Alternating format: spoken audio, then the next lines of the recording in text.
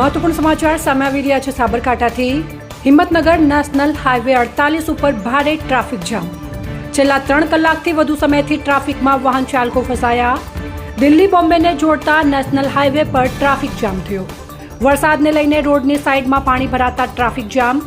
સહકારી જીન વિસ્તારથી મોતીપુરા સુધી ભારે ટ્રાફિક જામ સર્જાયો।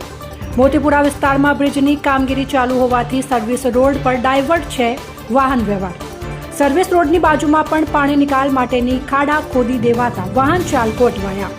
3 થી 4 કિલોમીટર લાંબો ટ્રાફિક જામ સર્જાયો। હિંમતનગર મોતીપુરા સહકારી જીન કાંકણો સુધી લાઈનો લાગી હતી। કલાકોથી ટ્રાફિક જામ થતા હાઈવે પર જતા વાહન ચાલકો ભારે પરેશાન થયા। ટ્રાફિક પોલીસ ટ્રાફિક દૂર કરવા કામે લાગી। અહેવાલ ભરત પટેલ, હિંમતનગર।